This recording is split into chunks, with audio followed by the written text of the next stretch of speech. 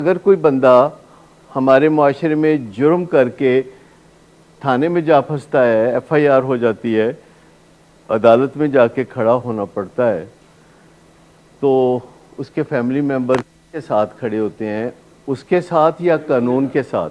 आपको मैं हकीकत बताता हूं कि घर वाले जब अपने किसी क्रिमिनल के पीछे थाने जाते हैं या कोर्ट कचहरी जाते हैं या जेल जाते हैं, वो बिल्कुल उसको क्रिमिनल नहीं समझ रहे होते, हैरत अंगेज तौर पर, क्योंकि हमारा जो परसेप्शन है और जो हमारी रियलिटी है उसमें बहुत फासला हो सकता है। परसेप्शन और रियलिटी में बहुत बड़ा फासला हो सकता है। आपने देखा है कि लोग बार बार हाथ धोते हैं और उन्हें पता होता है कि उन्हें अब हाथ धोने की ज़रूरत नहीं, पर उन्हें लगता है कि उनके हाथ गंदे हैं। लोग बार बार एक नंबर चेक कर रहे होते हैं, उन्हें पता होता है कि वो नंबर चेक उन्होंने 3 दफ़ा किया है। वो एक लॉक को क्लिक करके आवाज़ भी सुन लेते हैं, फिर खींच के देखते हैं, तो रियलिटी का इतबार नहीं आता।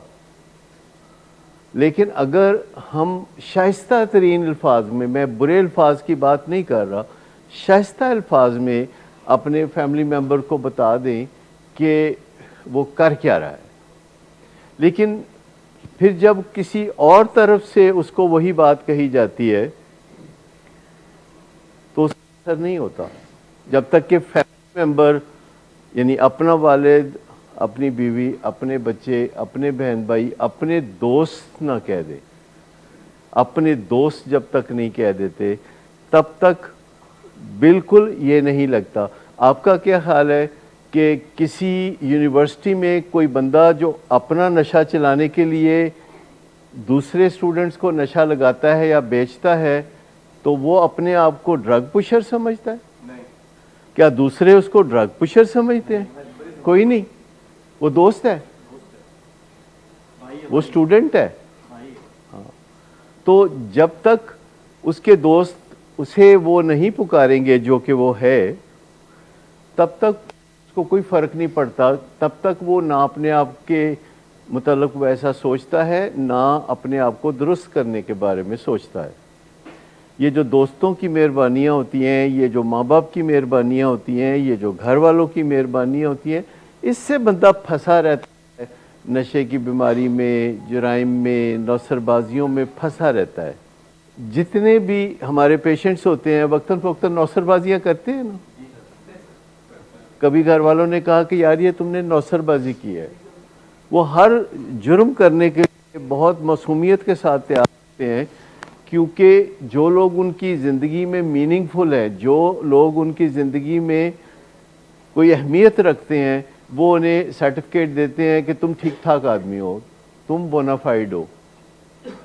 ये जो हम कभी कभी कहते हैं कि अगर आपका बच्चा नशा बेचता है, ख़ुसूसन नशा छोड़ने के बाद जब वो नशा बेचता है, तो आप पुलिस को जाके कहें कि हमें शक है, या आप कह दें कि ये नशा बेचता है, तो हमारा मकसद ये नहीं होता कि पुलिस उसके पीछे पड़ जाए।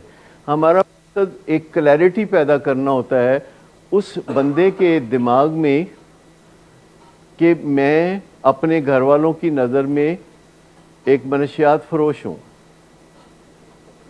बस इससे सारी तब्दीली आती है जब हम बिल्कुल सच बता देते हैं, बिल्कुल ज़हन ही बदल जाता है, इससे तब्दीली आती है।